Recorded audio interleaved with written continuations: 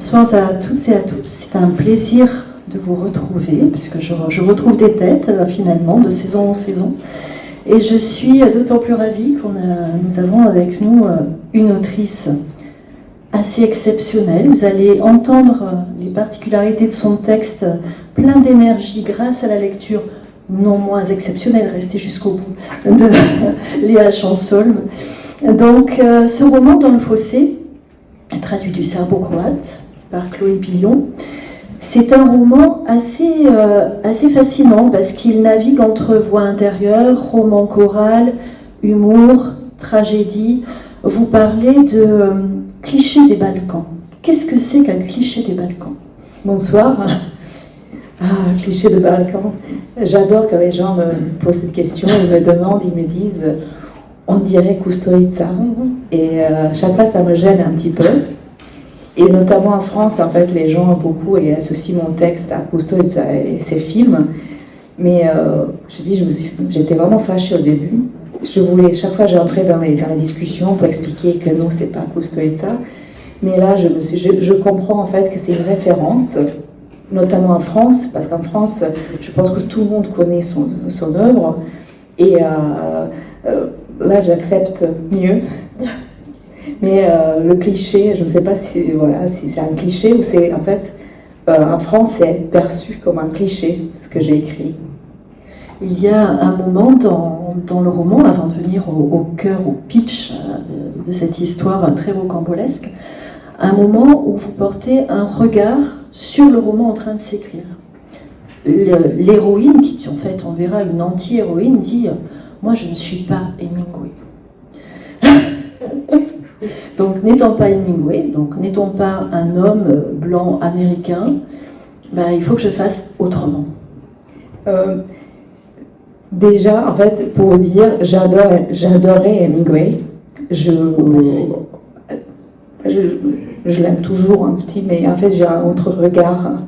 Quand j'étais au lycée, je lisais en fait ces romans que j'ai adorés et je rêvais de devenir une journaliste. Je rêvais de voyager, de faire des reportages de guerre. Et je suis devenue journaliste. J'ai fait mes études en journalisme, mais la vie ne s'est pas passée comme ça, en fait. Mon premier travail, ils m'ont envoyé au marché pour voir des prix des légumes. J'étais loin de clichés, en fait. Voilà. Et ce qui s'est passé après j'ai relu Hemingway. Et je regardais un petit peu, j'étais un petit peu plus âgée, et je me suis dit, c'est incroyable chez lui, en fait, comment chez lui, tout se passe bien. En fait, il y a toujours un héros qui tout va bien pour lui. Il a sa femme qui meurt, heureusement, en fait, comme j'ai dit dans mon roman, elle meurt avec l'enfant.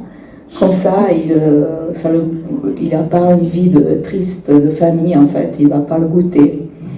Des romans de héros, mais pas d'héroïne. Et j'ai relu quelque part que Hemingway adorait, chaque fois qu'il écrivait, en fait, tous les matins, il aimait bien relire ce qu'il a déjà écrit, et il disait, ça c'est trop bien, j'adore.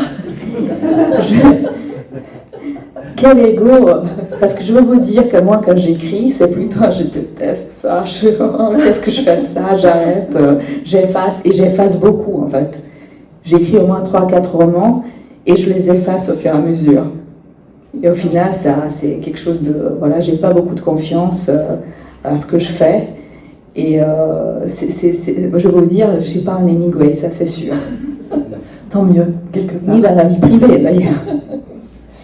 Donc vous dites, votre héroïne dit, qu'est-ce que c'est que cette histoire que je suis en train de raconter?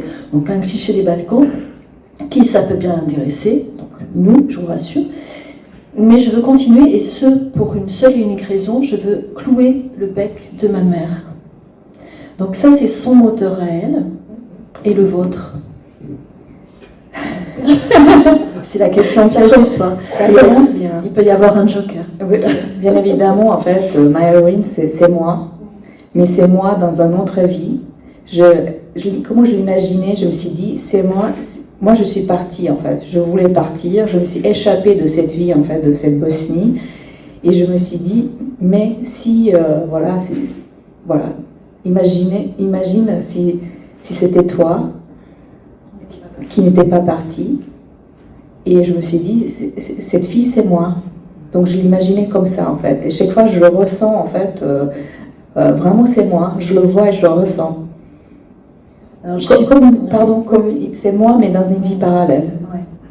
Alors, je ne suis pas étonnée de cette réponse, parce qu'en fait, il y a une grande empathie pour une anti-héroïne. Donc pour en venir à ce personnage, c'est à la fois un personnage central dans le livre.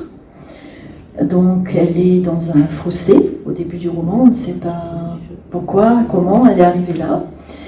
Donc toute l'histoire va nous mener à cette explication. Mais c'est une anti-héroïne qui, tout en étant au centre, est invisible. Pourquoi est-elle aussi invisible aux yeux des autres? D'ailleurs, elle n'a pas de prénom. Elle n'a pas de prénom, donc littérairement, elle est aussi quelque part invisible. Elle-même, elle dit, je ne vais pas vous donner mon prénom parce que ça ne sert à rien.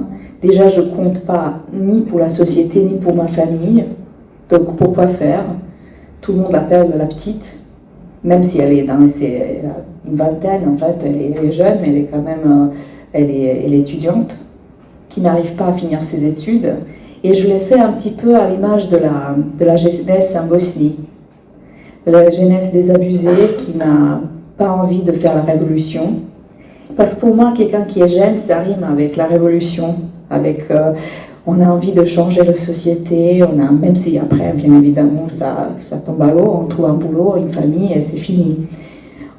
Mais quand on est jeune, on rêve beaucoup, et j'ai l'impression que les jeunes en Bosnie, ils rêvent pas autant. Et si ils rêvent de partir en Allemagne, mais pour travailler, pour avoir une vie bien rangée, ordinaire. Et j'ai trouvé ça tellement triste, et j'étais un petit peu fâchée contre ma héroïne. C'est pour ça se voit un petit peu, je pense. Donc elle aussi, elle n'est pas quelqu'un qui est très intéressé à ce qui se passe dans sa famille, ce qui se passe avec elle-même. Elle a qu'une seule chose, en fait, elle a envie de rentrer dans sa chambre et de regarder la télé. Oui, elle regarde l'inspecteur Barnaby, notamment. Que j'adore d'ailleurs. Il n'y a que des Britanniques qui peuvent faire des séries. Pour parler de la jeunesse, justement, il y a un autre personnage, alors qu'on n'entendra pas dans la lecture de Léa, mais c'est le personnage de Mimi, qui est la meilleure amie, qui est partie, qui a réussi, qui a beaucoup d'argent, qui est belle, qui est super bien fringuée, c'est l'autre versant, en fait, de la jeunesse, on dirait. On oublie toujours, on pense, il y avait une guerre, donc les gens, ils sont pauvres, ils sont tristes, la vie se passe mal, mais on oublie toujours qu'il y a une Bosnie qui est absolument pas de ce côté, les gens qui ont bien profité de la guerre, et ça s'appelle la transition après le communisme. Il y avait ce fameux, on dit c'est la période de transition, vers quoi, on ne sait pas. Et il y avait des gens qui ont vraiment réussi cette transition, vraiment bien. En fait, ils ont su comment gagner de l'argent, ils sont comme le poisson dans l'eau. Ils savent tous les magouilles et ça les réussit tellement bien. Et je voulais montrer en fait l'autre côté, c'est Mimi en fait. Que j'aime pas trop pauvre Mimi, en fait, il lui arrive des choses horribles qui dans la vraie vie n'arrivent pas aux gens, en fait, comme ça. Une espèce de vengeance. Voilà, mais c'est mon roman, je pouvais faire tout ce que je voulais. C'est la liberté. Voilà, même me venger. Effectivement, on a l'impression souvent que le pays est fragmenté, alors il l'est de fait après la guerre, géographiquement, politiquement, tous les sens de terme. Voilà. Mais il est aussi entre les résignés d'un côté, donc ceux qui végètent, qui sont apathiques, et puis ceux, comme vous disiez, qui ont profité, donc qui ont finalement réalisé ce rêve du capitalisme, peut-être quelque part. Exactement, parce que le capitalisme, je dis, en Bosnie, vous savez, nous, on n'était jamais riches, mais il y avait toujours là la famille qui était derrière. La famille, il n'y avait pas des gens qui dormaient dans la rue, parce que ça ne pouvait pas arriver. En fait, l'État existait aussi, tout le monde avait ses appartements qui appartenaient à l'État. Mais quand même, on était tous logés, on était tous nourris, et la famille était toujours là, si on a besoin de quelque chose. La famille, maintenant, nous avons vendu ce rêve que le capitalisme va sauver tout, qui va effacer tout ce qu'on a vécu, comme le fameux pont de Mostar, vous savez, qui a été détruit, et on l'a reconstruit. Il est super beau, on dirait le même. Il est même plus beau que l'ancien, en fait. Il est nickel. Sauf que, voilà, avec les vies, avec des gens, on ne peut pas les reconstruire. Et il nous avait dit que l'argent va nous sauver. Et aussi, j'ai essayé, en fait, de montrer ça dans mon livre. Sauf que l'argent et le capitalisme ne sauvent personne. Si, ça sauve certains gens, mais pas la majorité. Absolument. Un des grands thèmes du roman, c'est un thème qui est très, très actuel, tristement actuel, dans la Bosnie d'aujourd'hui et dans toute même l'ex-Yougoslavie, c'est la corruption. C'est à la fois le pays des petits arrangements comme quelque chose de très culturel, c'est normal. Vous disiez, pour aller chez le médecin, si tu n'as pas d'argent, tu n'es pas soigné parce qu'il faut donner un petit quelque chose au médecin, ne serait-ce qu'un chocolat si on est enfant ou un billet si on est adulte. C'était à l'époque de ma grand-mère. Ma grand-mère m'a appris, chacun a son prix. Donc, mais c'est vrai, en fait, dans la vie, on peut toujours, même avec une sourire ou avec un petit chocolat, en fait, les gens, ils nous regardent différemment. On peut dire qu'on les achète. Mais aujourd'hui, ça ne marche plus avec un chocolat. Le chocolat ne marche pas, n'essayez même pas. C'est plutôt, il faut donner des billets. Voilà, ça marche mieux. Mais nous avons maintenant des hôpitaux privés où on peut se soigner, où vous pouvez tout ce que vous voulez. Il faut juste avoir de l'argent et y aller, en fait, et ils vont vous soigner tout. Voilà. Donc des petits arrangements à justement la tristement d'actualité corruption, c'est encore autre chose. Et moi j'ai cru que nous on va jamais régler ce problème, mais peut-être c'est le cas. Mais je ne sais pas si vous avez regardé des médias, des news. Il y a en Serbie notamment, il y a des jeunes, des étudiants qui font des choses incroyables. Ils sont en train de manifester. Mais pas manifester pour changer les politiciens, parce que vous savez, on change les politiciens, on change des têtes, mais ça reste la même chose au fond. Hein. Et il veut changer le système. Et changer un système, c'est toujours... donc, ils n'ont même pas un leader, ils ont c'est très communiste, en fait, ils se réunissent et ils discutent et tous ensemble ils décident ce qu'ils vont faire. Donc ils marchent beaucoup, ils vont à pied, ils passent des kilomètres à pied, ils vont dans les campagnes, et ils essayent d'expliquer aux gens qui regardent la télé publique, la télé qui est de l'État, où on ne voit que la propagande. Ils essayent d'expliquer en fait ce qui se passe et qu'il faut qu'on change. Et ils sont accueillis comme des libérateurs en 1944. C'est la même en fait, il y a même quelquefois il y a des feux d'artifice en fait, ils sont reçus, les gens et c'est toujours touchant de voir des gens, des vieilles mamies en fait dans les villages qui sortent et qui leur offrent des pommes, parce que c'est tout ce qu'ils ont, des pommes ou des petits gâteaux, donc je ne sais pas s'ils vont changer le système, s'ils vont réussir, mais au moins les gens en fait, finalement les gens n'ont plus peur de parler de tout ce qui ne va pas. Alors tout ce qui ne va pas, on le voit dans le roman, ça dysfonctionne de tous les côtés. Tous les services publics explosent. Rien n'a de sens. De notre point de vue, de Français qui n'avons pas connu ça. Alors, est-ce que vous forcez le trait ? Il y a quelque chose de grotesque souvent dans les situations. Est-ce que le trait est vraiment forcé ? Parce que vous avez l'art de la métaphore aussi, donc de brosser des personnages avec une certaine outrance, donc qui amène au rire et à l'humour, derrière la tragédie. Enfin, les deux se mêlent tout le temps. Donc, est-ce que c'est vraiment forcé ou est-ce que ça correspond à une réalité qu'on n'imagine pas de chez nous ? Je pense que mon éditeur en Bosnie, il m'a dit que je n'ai pas poussé jusqu'au fond. Donc, les Balkans, la Bosnie surtout, c'est un pays incroyable où tout est possible. Et c'est aussi un pays de nema problema. N'oubliez pas, ça veut dire pas de problème. Donc c'est un pays où tout est, comme j'ai dit, possible. Même s'il y a beaucoup de problèmes, ne vous inquiétez pas, on peut trouver une solution. Ça va s'arranger. Voilà. Problème, solution. Même si c'est quelque chose de complètement... vous savez, pendant le communisme, il y a beaucoup de films de Hollywood qui étaient tournés notamment en Yougoslavie. Et à un moment donné, ils ont fait un film qui se passe à l'Égypte, mais sauf qu'il a neigé. Et le producteur américain, il était hors de lui, il a dit « Mais qu'est-ce qu'on va faire? Qu'est-ce qu'on va faire ?» Et les gens en Yougoslavie disent « Nema problema », sauf que c'est juste... C'est super compliqué de faire un film qui se passe en Égypte, et il a neigé. Donc voilà, c'est juste pour voir, c'est ça la Yougoslavie. Donc on verra effectivement dans certaines scènes un système D poussé à son extrême, hein, vraiment. Toutes les situations sont possibles. Donc pour vous faire rentrer dans la lecture de Léa,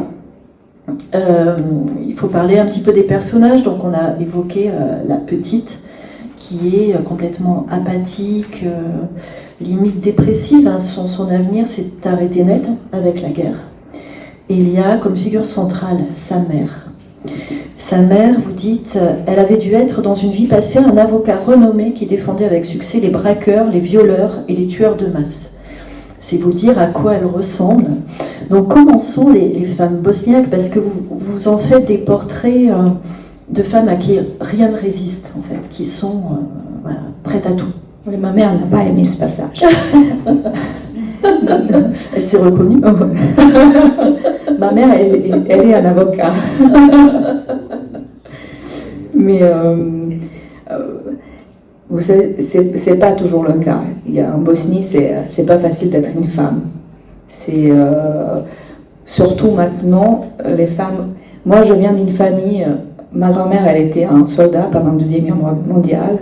J'ai sa photo en uniforme, avec l'étoile rouge, bien évidemment, qui est accrochée en fait chez moi, pour ne pas oublier d'où on vient, que j'y suis.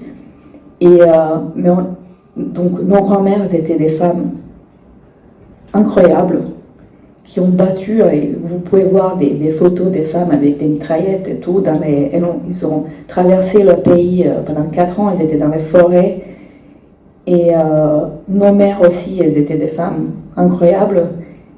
Et maintenant, la nouvelle génération, on est complètement abattus.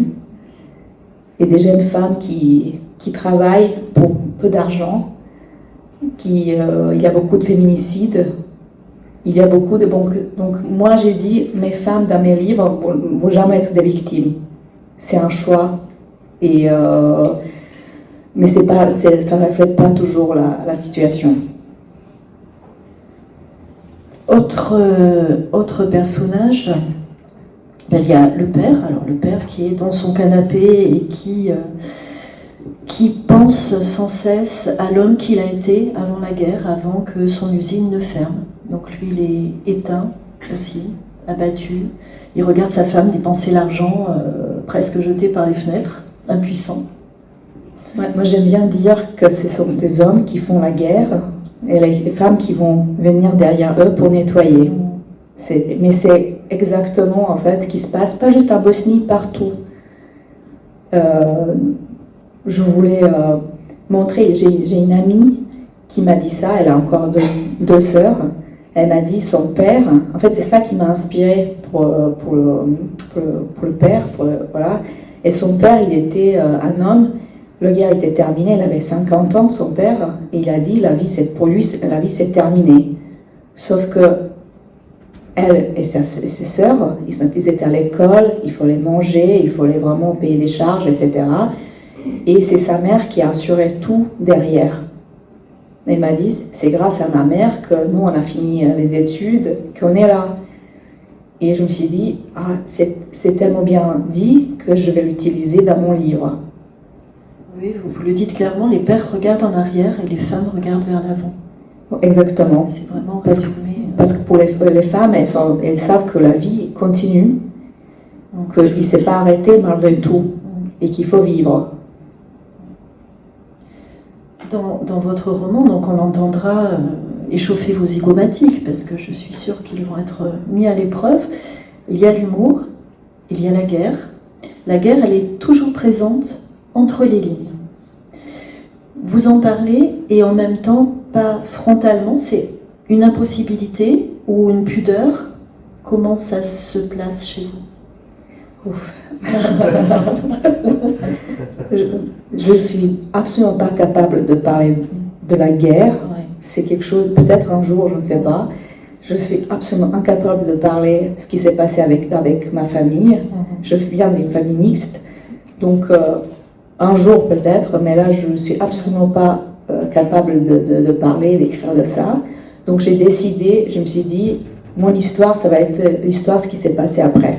Parce que la guerre, je pense que chaque guerre c'est la même chose. Partout dans le monde, une guerre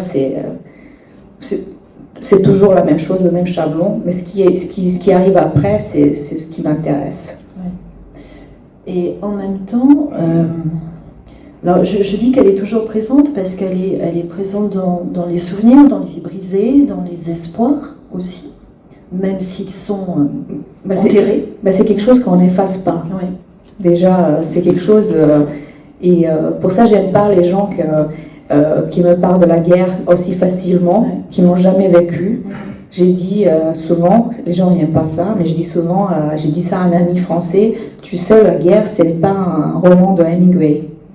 Il est plus mon ami, voilà. Donc il y a la guerre et il y a la paix aussi. Donc c'est au tout début du livre, la paix, elle est signée par des tirs d'armes automatiques, donc tout le monde est couché dans le salon, on parle d'avenir, ça tire encore, et puis l'avenir c'est quoi? Tout est possible et puis rien n'est possible. C'est ce mélange en fait qui est détonnant. Ce qui est étonnant, que pendant la guerre et juste après la guerre, les choses ils étaient meilleures que les années après. Et je sais que ça peut paraître étonnant, mais au moment de la guerre, on pense que dès que ça s'arrête, l'avenir, quelque chose va venir, ça va s'arranger. Juste après la guerre, on pense ça s'est arrêté, ça va être tous les ans, tous les jours, ça va être quelque chose va arriver, et au bout de quelques années, on comprend que en fait c'est ça la vie, que en fait c'est triste, c'est qu'on est brisé et que ça s'arrangera jamais. C'est la réalité en fait qui nous frappe au visage, mais et je me souviens toujours de moments où j'étais plus heureuse. J'étais avec une copine à Mostar notamment, voilà, et il n'y avait pas de pont, c'était juste une passerelle, et on a mangé une pizza, on a partagé une pizza juste à côté, et moi j'avais 20 ans et je trouvais que la vie elle est belle et que c'est magnifique, et moi tout autour de moi c'était détruit, mais je me suis dit voilà, la vie commence, mais en fait c'est pas vrai, il pouvait pas commencer parce que ça c'est quelque chose qui s'est brisé, ça peut pas, on pouvait pas recommencer. Désolée de vous plomber la soirée, en fait. Mais la vie a commencé ailleurs, donc par l'exil. Encore une fois. Soupir. Oui, j'ai cru qu'en arrivant à Paris, les choses vont s'arranger, mais pas si simple. C'est pas si simple que ça. Ça s'arrange jamais. Et même si je suis partie, mais c'est tout ce que je suis, tout ce qui s'est passé, c'est venu avec moi en fait, ça m'a dans mes valises. Je le porte toujours avec moi. Maintenant je sais, je l'accepte. J'ai fait une carrière.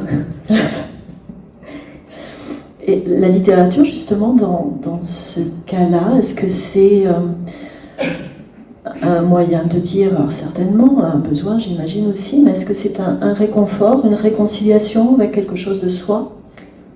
C'est surtout quelque chose qui m'a aidé beaucoup, parce que j'ai commencé à écrire à Paris, en France, quand j'étais coupée de ma langue maternelle, et c'est ça que j'avais envie de garder en fait, parce qu'avant ce roman j'écris des nouvelles, et ces nouvelles en fait, comme je suis née faut imaginer dans un bar d'immeuble, un petit peu, c'était un village vertical comme on l'appelle, où tout le monde connaît tout le monde, Et une fois loin de tout ça, je me suis dit j'ai envie de garder en fait le souvenir de tout ce qui s'est passé en fait dans ce bar d'immeuble. Et c'est comme ça que j'ai commencé à écrire, pas pour publier en fait, pour être une écrivaine, mais pour garder un souvenir.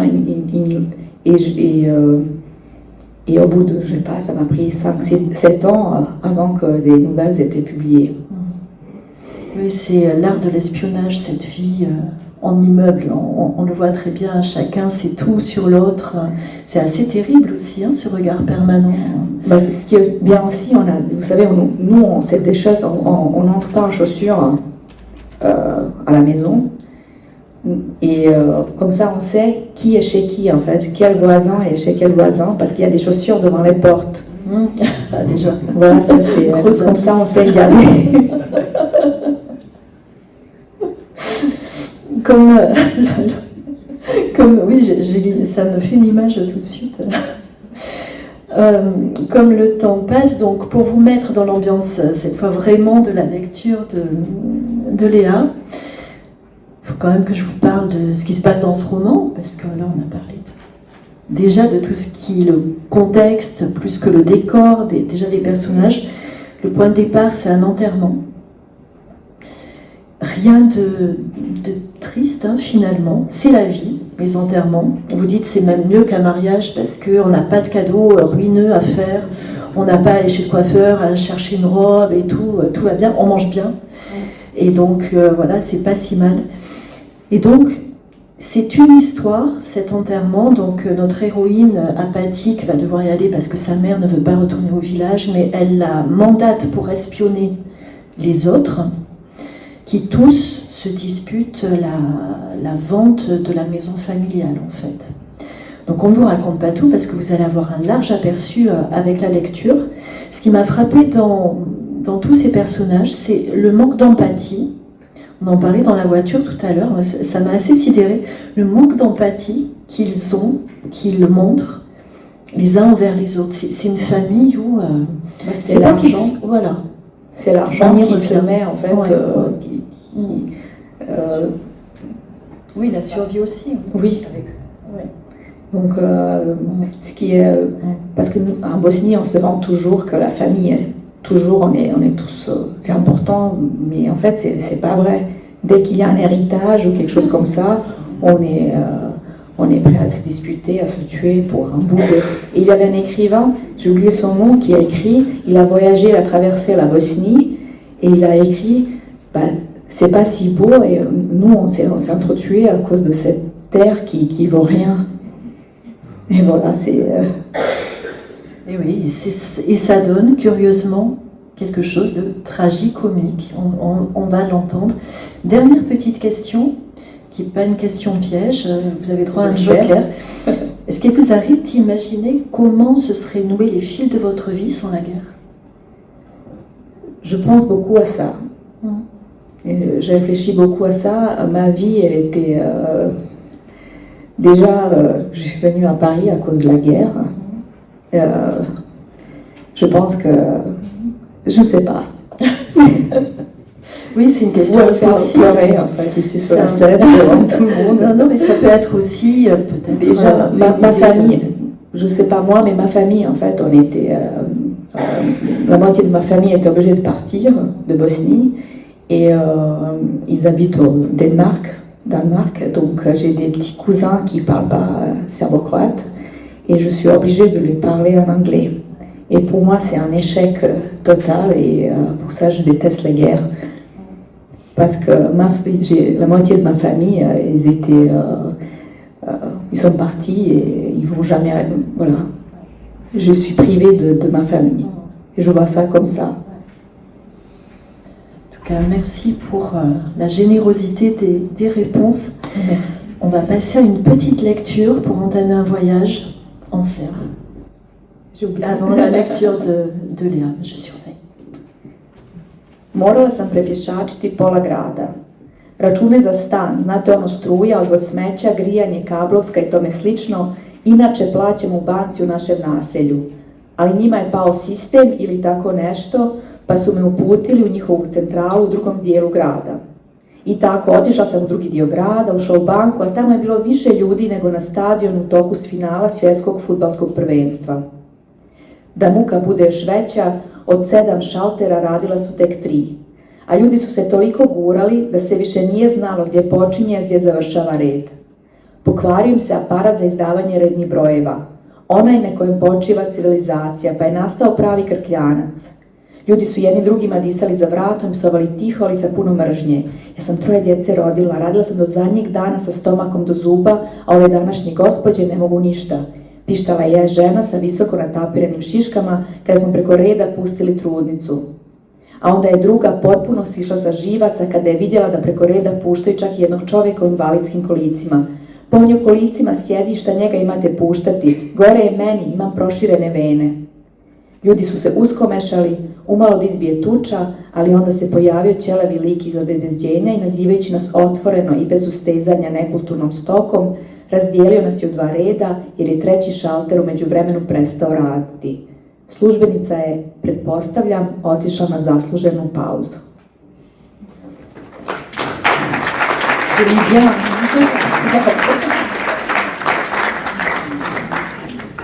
Et maintenant, la lecture de Léa Chansol.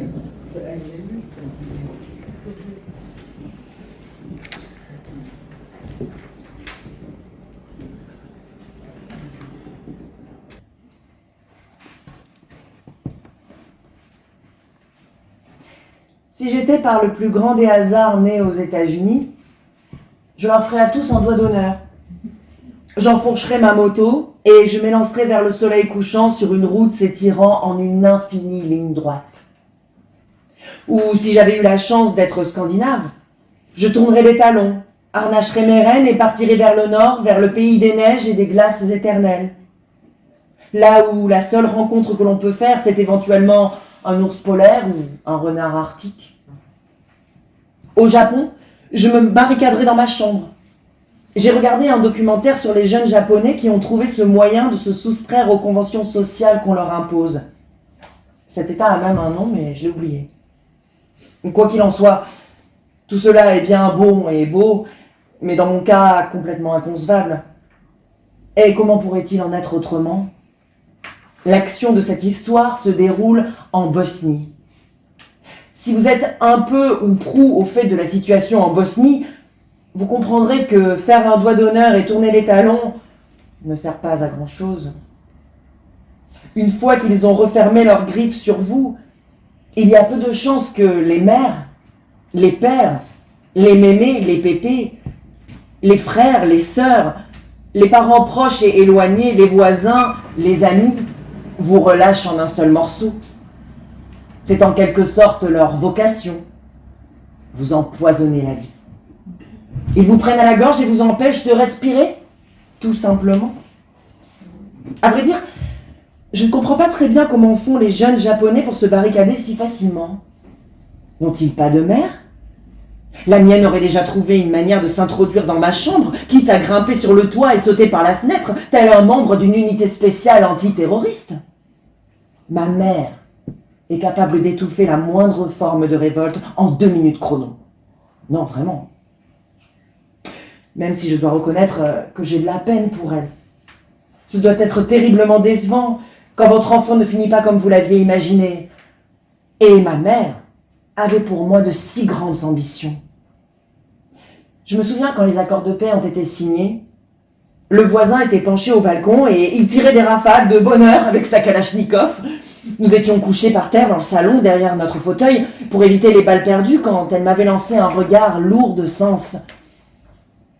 Maintenant que tout est rentré dans l'ordre, toutes les possibilités s'ouvrent à toi, avait-elle dit. Jusqu'à ce que le voisin se soit retrouvé à court de munitions, elle n'avait cessé d'énumérer toutes ces possibilités qui venaient de s'ouvrir à moi. Tu peux même devenir ingénieur aéronautique, avait-elle conclu dans sa liste, même si elle n'était pas sûre que cette profession existe. Heureusement pour moi, après cette euphorie, la réalité avait frappé maman de plein fouet. Certes, ça ne tirait plus dans tous les sens, mais cette paix dans laquelle nous vivions n'apportait même pas le paix de possibilités. Tout ressemblait plutôt à un trajet infini dans un autocar de merde sur des routes défoncées.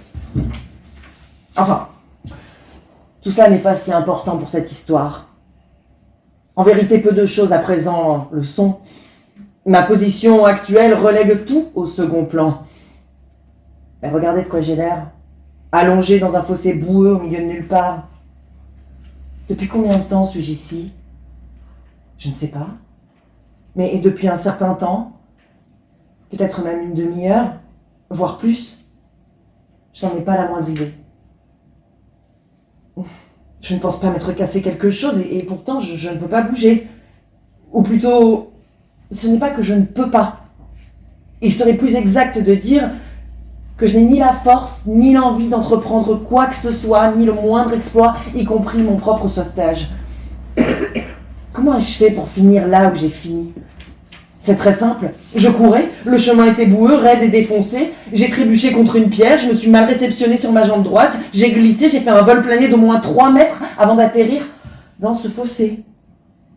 C'était à vrai dire une chute spectaculaire. C'est presque dommage qu'il n'y ait eu personne pour la filmer. Je vois déjà cette vidéo devenir virale sur internet. Elle aurait été postée et repostée à l'infini sur les réseaux sociaux. Elle aurait reçu des millions de likes. La vidéo qui a fait mourir de rire toute la région.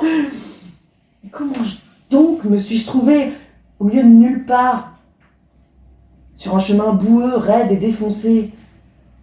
Ça vous intéresse? Vraiment? Bien. Et dans ce cas, je vais tout vous raconter depuis le début. Depuis ce moment où, il y a 2 jours seulement, sous une pluie battante, je suis rentrée à la maison après une expédition en ville. Je vous raconterai que je me suis faufilée dans ma chambre, jetée sur le lit et glissée sous la couette avant d'allumer la télé. Je vous raconterai que j'étais arrivée juste à temps, pile pour le début de ma série policière préférée. Il faisait bien chaud, c'était agréable. Mais maman m'avait flairée. Et elle est entrée au pas de charge dans ma chambre. Et c'est ainsi que cette histoire commence. La tante Stana s'est étouffée avec un morceau de poulet. L'oncle Radomir l'a trouvée sur le sol de la cuisine, toute bleue, les yeux exorbités. Elle s'était presque arraché le larynx avec les ongles. Maman, dans le souci de me figurer la scène le plus fidèlement possible, s'est attrapée le larynx avec les 2 mains. Elle a tiré la langue en roulant des yeux. Quand maman s'est enfin écartée de devant la télé, c'était déjà le générique de fin. L'horreur, ai-je soufflé d'un ton dépité, pensant à ma série tout juste terminée. L'horreur, oui, c'est horrible, oui, tu peux le dire, a répété maman avant d'ajouter l'enterrement a lieu demain au cimetière du village. Demain? Et je dis d'un air absent, essayant de me rappeler à quelle heure était la rediffusion de l'épisode qui venait de finir. Il faut que ce soit demain. Ils n'ont pas de morgue au village, ils sont obligés d'enterrer les défunts le plus vite possible. La chance de notre malheur, c'est qu'elle s'est étouffée quand le temps avait déjà fraîchi. Imagine l'été, sous 40 degrés. Maman frissonnait d'horreur à l'idée de défunts sous 40 degrés. Atroce. Je continuais de fixer d'un air blasé la télé qui passait une publicité pour le dentifrice. Comment tu vas t'habiller? M'habiller? Ai-je sursauté? Il faut bien que tu trouves quelque chose de convenable pour l'enterrement. Tu ne te rends pas compte, mais tu vas quand même pas y aller avec ce jean et ce chemisier rouge. Ben, pourquoi est-ce que je dois y aller? Tu peux pas y aller toute seule? Je sautais de mon lit comme si j'étais brûlée. S'il y avait bien une chose que je détestais, c'est quand elle me forçait à aller aux enterrements. Le témoin de mariage de Mémé Schmila est mort, on va à l'enterrement. Le cousin du voisin du premier étage est mort, rebelote. Les gens passaient leur temps à mourir de cancer, de piqûres d'abeilles, de moustiques tigres, de tiques, de maladies rares, auto-immunes, de crises cardiaques, d'AVC, de fièvre hémorragique, d'alcoolisme, mais également dans des accidents de la route, des guerres, et parfois même de vieillesse. Et nous allions régulièrement à l'enterrement de quelqu'un, statistiquement bien plus qu'au mariage, fête de naissance, lava et autres réjouissances. Ne fais pas ta gosse pour y gâter! Maman leva les yeux au ciel. Et d'ailleurs, j'y vais pas. Tu y vas toute seule. Et papa, ton père est incapable. Papa, bien entendu, n'entrait pas en ligne de compte. Ça faisait déjà quelques années, depuis que l'usine où il travaillait avait fermé, qu'il n'avait pas bougé de son vieux fauteuil défoncé au ressort si usé qu'une fois que vous vous y enfonciez, il aurait fallu une grue pour vous en extraire. Il restait assis là toute la journée, à zapper, à se lamenter sur son sort et à attendre d'avoir 65 ans pour pouvoir enfin prendre sa retraite. Même si 5 tantes Stana s'étaient étouffées avec autant d'os de poulet, nous n'aurions pas réussi à le forcer à y aller. Maman avait complètement lâché l'affaire avec papa. Elle le laissait pourrir dans son fauteuil de malheur. Vous savez, sous nos latitudes, les hommes vieillissent bien plus mal que les femmes. Plus la vie est dure, plus les femmes se battent. Elles rangent, repassent, raccommodent, traînent les sacs du marché, font pousser du persil et des tomates sur le balcon, font fermenter les cornichons, du chou, amidonnent, lavent les vitres et surveillent les ouvriers qui changent la plomberie de la salle de bain. Les hommes, en général, se contentent de déprimer, ou, comme dirait maman, ils se relâchent comme l'élastique d'un vieux slip. Et ils ne font rien, à part déblatérer sur la politique, regarder le sport et le journal télévisé, et calculer à quel âge ils avaient quand a commencé la guerre qui a détruit leur vie. Le cousin Stojan passera te prendre demain matin.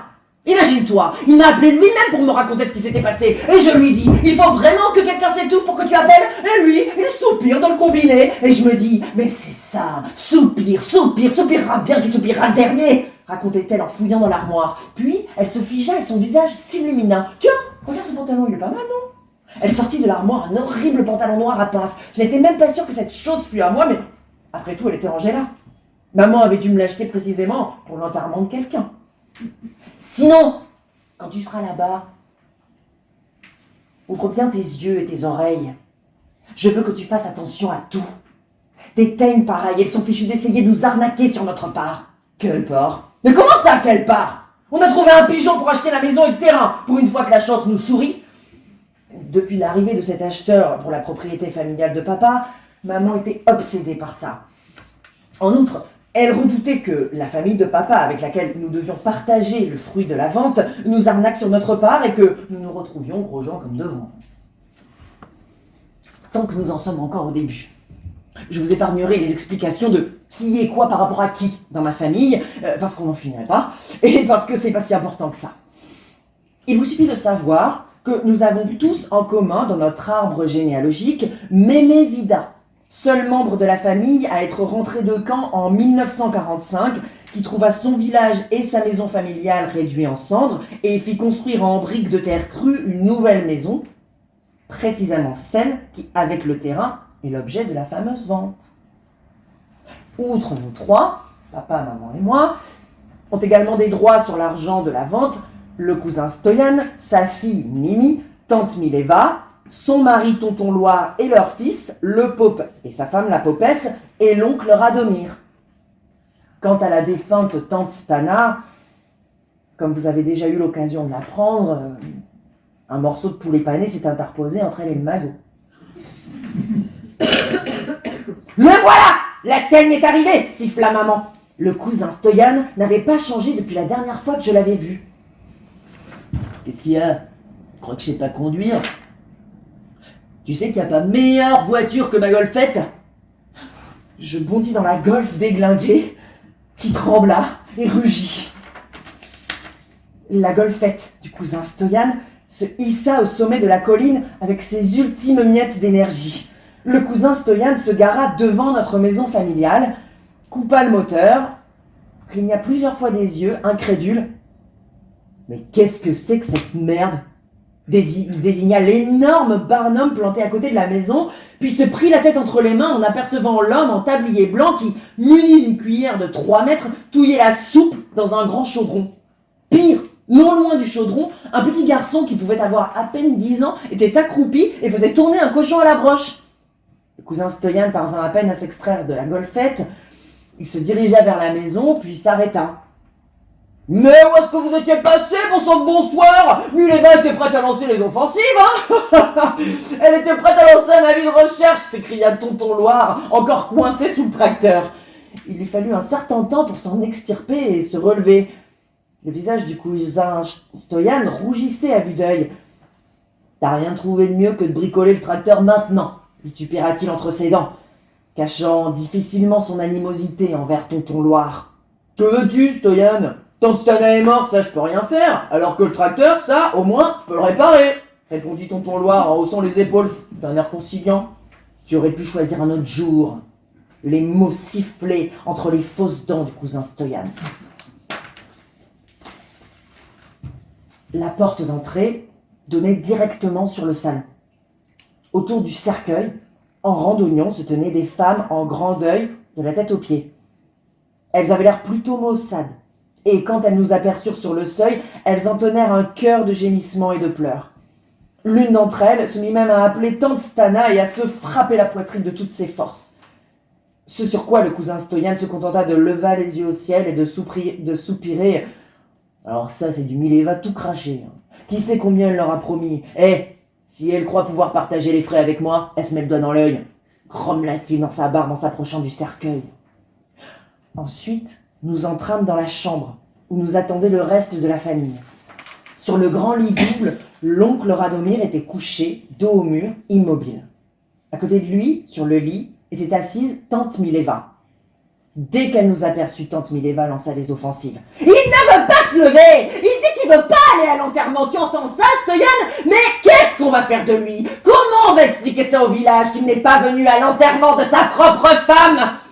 À l'autre bout de la chambre, 2 silhouettes étaient assises sur le coffre de dot en bois. Le pope et la popesse, vêtus de noir, la tête courbée, s'appuyaient l'un contre l'autre, fixant obstinément le sol, soupiraient et reniflaient. Le pope, bien entendu, n'était pas du tout pope. Et par là même, sa femme n'était pas popesse. Mais nous les appelions ainsi dans la famille car, au début de la guerre, pour éviter de partir au front, il avait décidé de s'inscrire en théologie. Le pope aurait soi-disant été autrefois un mec cool. Nous conservions dans notre album de famille ses photos de jeunesse. Et il arborait le style John Travolta dans le film Grease, vous savez, t-shirt blanc, moulant, blouson de cuir noir et cheveux gominés. Maman m'a raconté qu'il jouait dans un groupe de rock local et qu'avant le début de la guerre, il avait eu l'intention de partir à Londres pour percer comme musicien.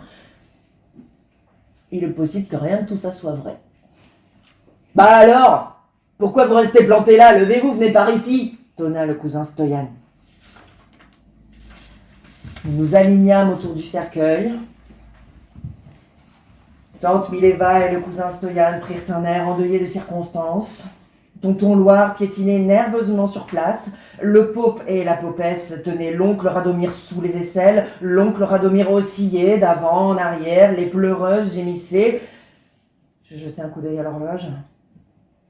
Malgré ce léger contretemps dû au refus de l'oncle Radomir de se lever du lit pour se rendre aux funérailles de sa propre femme, nous n'étions pas trop en retard. J'eus une pensée attendrie pour ma chambre, mon lit, ma couette et la télé qui diffusait des séries policières, et un visage furtif, un sourire furtif illumina mon visage.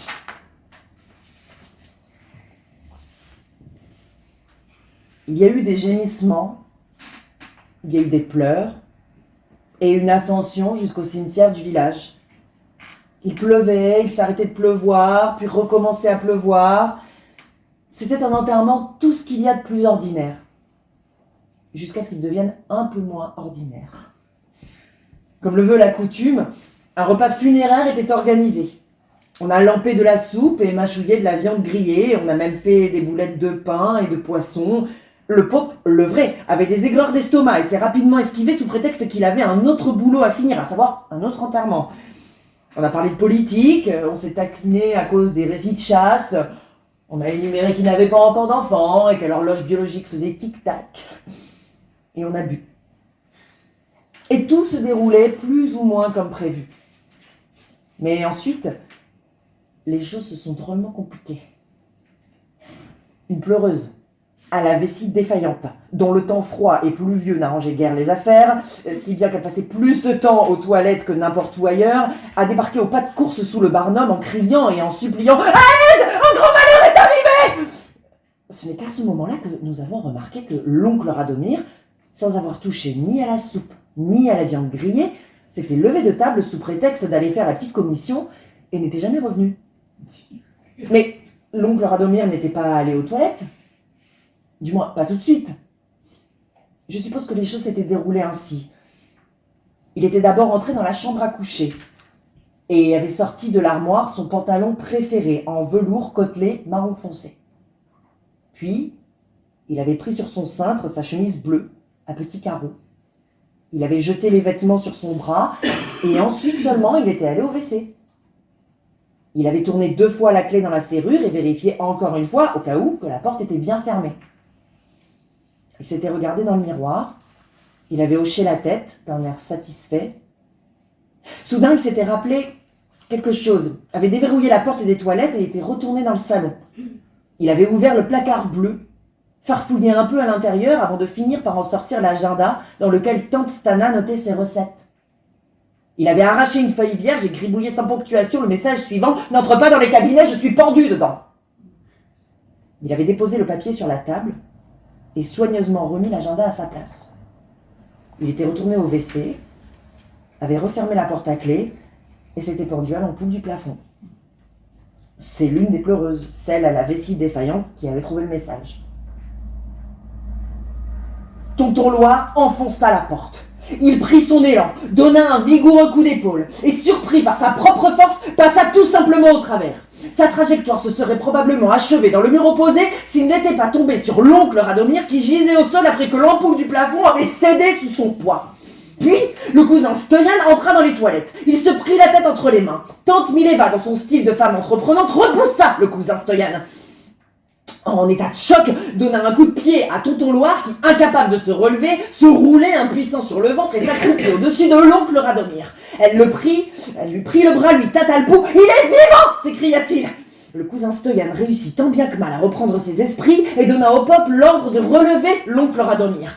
Le pope prit un peu de temps pour évaluer quelle était la meilleure manière d'attraper l'oncle Radomir, puis il l'empoigna tout simplement sous les aisselles et le redressa.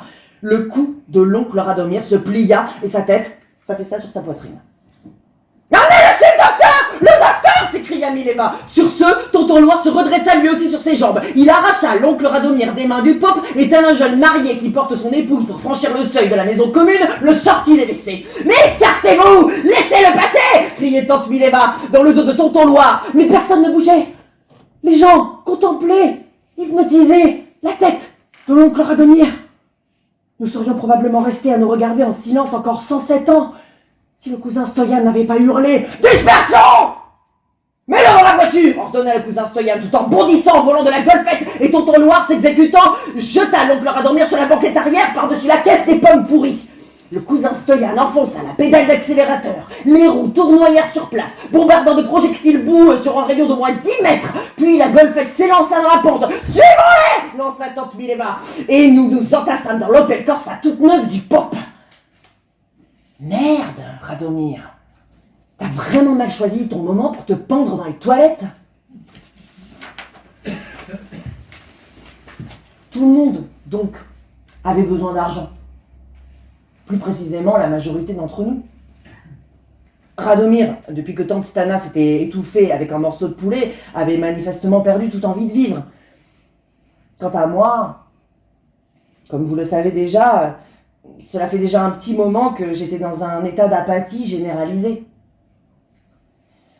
Si jamais par le plus grand des hasards j'avais reçu de l'argent, ce qui relève de la science-fiction, en toute sincérité, je ne sais pas ce que j'en aurais fait. Vraiment pas.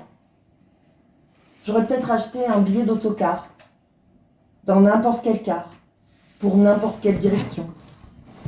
Je serais tout simplement monté dans le premier en partance de la gare, et j'aurais roulé, et roulé. Je ne serais descendu que lorsque l'autocar serait arrivé à son terminus, puis je serais monté dans un autre et j'aurais continué de rouler encore plus loin. J'aurais fait des milliers et des milliers de kilomètres, jusqu'à arriver dans un endroit parfaitement désert, au bord de la mer. Dans un petit hôtel, j'aurais pris une chambre donnant sur le large. Je me serais allongé sur le lit et j'aurais passé les 100 années suivantes couchées, à profiter du silence. Je ne serais sortie que contrainte par la faim. J'aurais acheté des tonnes de gâteaux et les aurais mangés sur le balcon. Puis je serais rentrée dans ma chambre, me serais écroulée sur le lit, aurais allumé la télévision et regardé des séries policières. Et c'est ainsi que j'aurais attendu la fin du monde. Quoi qu'il en soit, je n'ai pas eu le temps d'élaborer cette idée, car la porte du cabinet de médecin s'ouvrit, laissant apparaître une infirmière. « Il est en vie, dit-elle, bien que en pas très bonne santé, mais de nos jours, qui peut se vanter de l'être en bonne santé ?» L'oncle Radomir était vivant. Vivant ? Quelle excellente nouvelle! Cette abominable torture allait enfin pouvoir s'achever.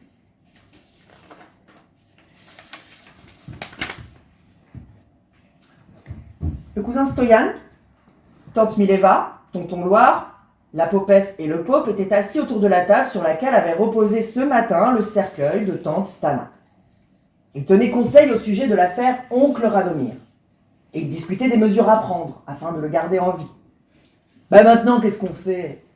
Si on le laisse enfermer dans la chambre, il va crever de faim ou s'étouffer dans sa propre merde. Ce sera encore pire, soupira le cousin Stoyan en se frottant les mains. Tante Mileva se gratta la joue. Ouais. Il faudrait qu'il y ait toujours quelqu'un avec lui pour le surveiller, lui donner à manger, lui vider le seau, dit-elle d'un air pensif. Alors je vous préviens tout de suite, j'ai ni le temps ni la patience pour ce genre de choses, trancha immédiatement le cousin Stoyan. Soudain, le visage de tante Mileva s'illumina. Oh, je sais ce qu'on va faire. Elle applaudit en regardant le pope et la popesse. Le mieux serait que vous le preniez chez vous. Le pope ouvrit la bouche comme pour dire quelque chose, mais resta figé dans cette position, bouche bée. La popesse cligna une ou deux fois des yeux. Et vous avez un grand appartement, vous n'avez ni chien ni chat, on peut lui trouver une place chez vous jusqu'à ce qu'on ait conclu la vente. Et quand on aura reçu l'argent, on lui donnera sa part, et il pourra faire ce qu'il veut de sa vie, c'est un adulte, ajouta tante Mileva en se frottant les mains. Même si pour le dire franchement, il n'a pas mérité le moindre sou, rebondit le cousin Stoyan. La popesse secoua la tête. Je comprends pas, dit-elle. Mais il n'y a rien à comprendre. Tu l'enfermes dans votre chambre d'amis, tu jettes un coup d'œil de temps en temps juste pour vérifier que tout est en ordre, lui expliqua tante Mileva en ajoutant quelque chose du genre simple comme bonjour, et puis bon, ça au moins c'est réglé. La popesse tapa furieusement du poing sur la table. En un quart de seconde, elle se transforma en torche humaine. Je sentis le malaise me grimper le long du dos. Les choses commençaient à échapper à tout contrôle. Vous êtes conscient qu'on vit au 8e étage ? Quand il verra la tour où on habite, la première chose qui lui passera par la tête, c'est d'ouvrir la fenêtre et de sauter. La popesse s'étrangla à ses propres mots. Mais qu'est-ce que tu as bloqué sur ça? S'il saute, il peut bien sauter s'il en a envie, tant qu'il ne se pend pas ici, rétorqua tante Mileva en levant les yeux au ciel. Mais comment ça, il peut bien sauter? Et que diront les voisins s'il saute de ma fenêtre? Et s'il tombe sur quelqu'un et le tue? Je serai directement responsable. Il manquerait plus que je finisse en prison.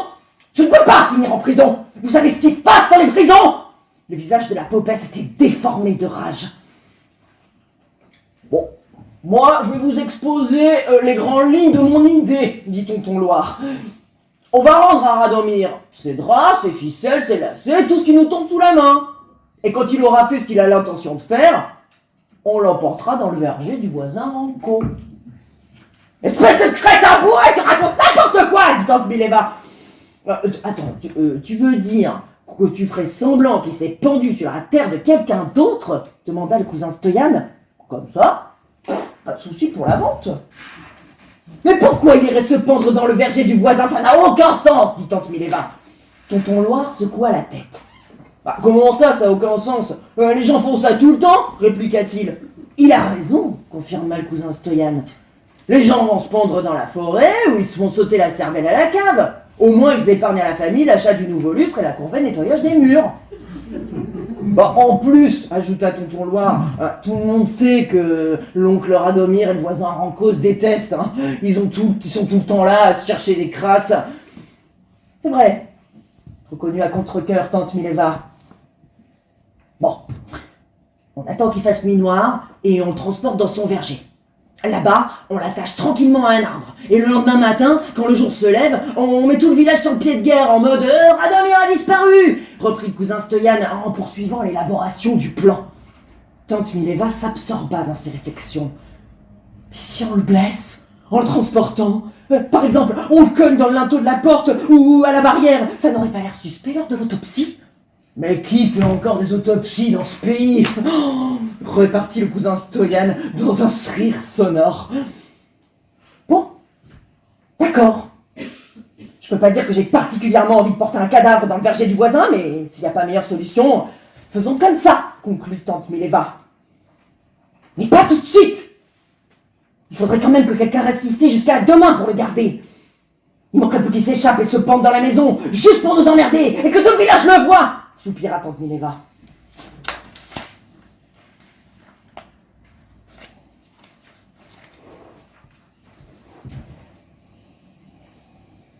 Comment une personne, allongée dans un fossé boueux, et qui va d'un instant à l'autre assister à son propre enterrement, peut-elle se sentir bien, et même extrêmement bien?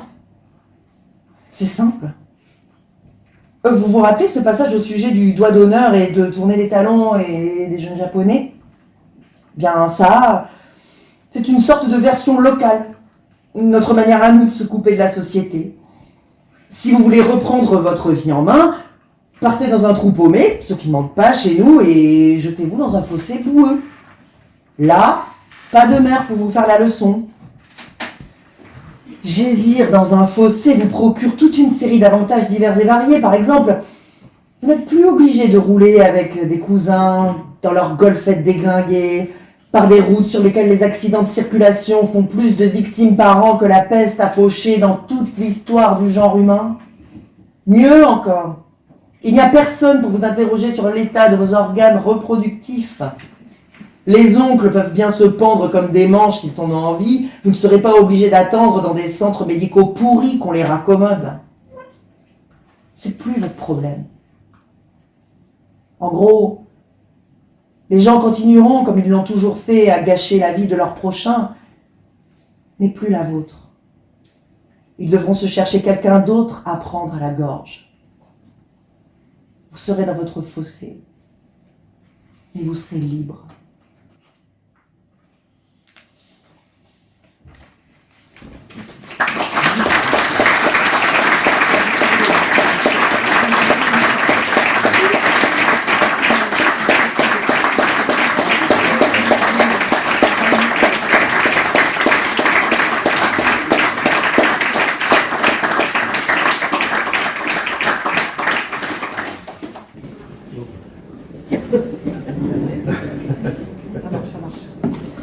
Ben, bravo Léa.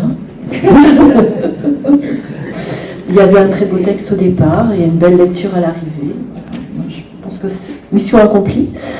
Est-ce que tout ceci suscite des questions en vous? Faites-nous en part. Soyez pas timide. Allez. Je sais que vous en avez. Moi, j'ai une question par rapport à la créativité. Où se situe la Bosnie entre l'Ukraine et la Russie? Je sais pas ce qu'elle dit. Tu as entendu? Où se trouve la Bosnie par rapport Politiquement à la Russie et l'Ukraine? Voilà, c'était ça ma question en Et fait. maintenant, j'ai pas de micro.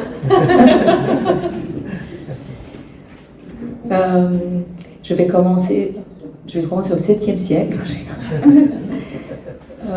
La Yougoslavie ne faisait pas partie de la bloc soviétique. Je ne sais pas si vous êtes probablement au courant.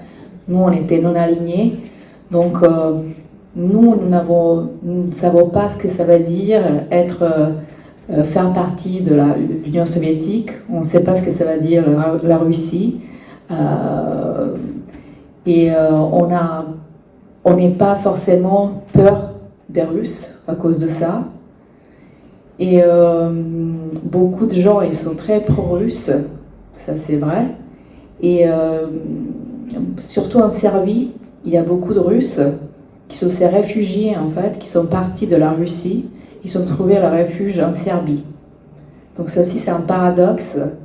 Ils vont dans un pays où les gens ils aiment bien les Russes, mais et je pense qu'ils fuient la Russie de Poutine aussi. On ne sait pas en fait, parce qu'eux, ils sont très discrets. Je suppose qu'ils ont peur d'être renvoyés dans leur pays, donc ils ont un profil bas. Mais on n'est pas... j'ai l'impression que c'est la guerre qui ne nous touche pas beaucoup. Et c'est loin de nous. Mais quand je dis on est pro-russe, ça ne veut pas dire qu'il y a aussi des réfugiés ukrainiens. On les reçoit aussi, en fait. Pour nous, c'est étonnant, mais comme j'ai dit, on a déjà eu notre guerre. Donc là, on n'est pas très emballé avec tout ça.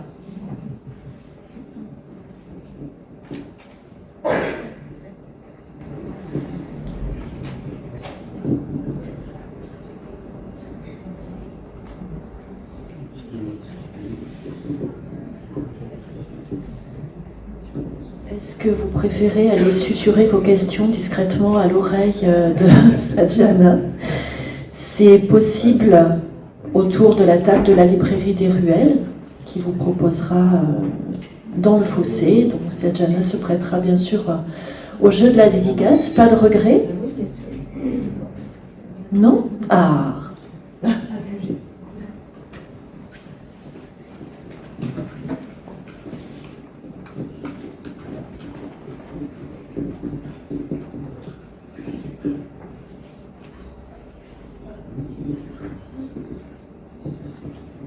Bonsoir. Vous disiez que l'héroïne, vous étiez en colère contre elle. Et là, je l'ai trouvée plutôt sympathique. Parce que justement, elle est prise de liberté et de vouloir s'écarter de cette folie, un peu. Donc je ne comprends pas pourquoi vous dites que vous êtes en colère contre elle, par son apathie. Moi, je la comprends, son apathie. J'étais en colère, mais à la fin, je lui glisse un petit peu d'argent quand même dans ma poche. D'accord. J'ai envie qu'elle s'en sorte. D'accord. Je ne sais pas ce qu'elle va faire avec cet argent. D'accord. Vous allez voir ça dans mon prochain livre. Ok. Et j'avais beaucoup de peine aussi pour elle. Oui. Parce que tout ce qui pouvait arriver, ça lui avait arrivé. Donc je me suis dit, il faut qu'elle s'en sorte. Et elle a dit, je ne sais pas ce que je vais faire avec cet argent, donc je lui glisse un petit peu d'argent. Je lui ai dit, vas-y, sauve-toi. D'accord. Ok. Merci.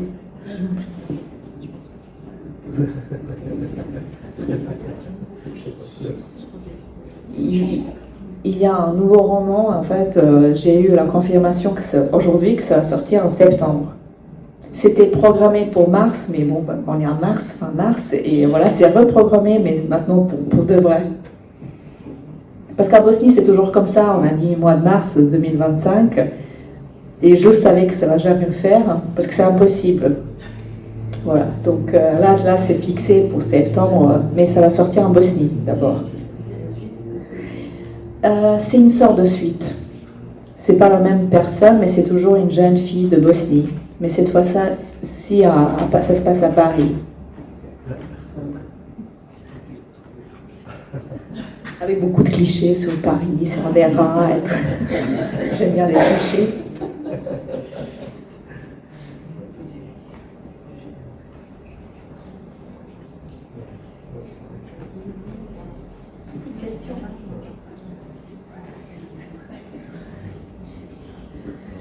Donc, voilà, aucun regret. Donc, merci à toutes et à tous d'être venus jusqu'à nous déjà. Et donc, nous vous donnons rendez-vous autour du petit buffet, mais surtout autour de la table de la librairie des Ruelles. Merci, bonne soirée.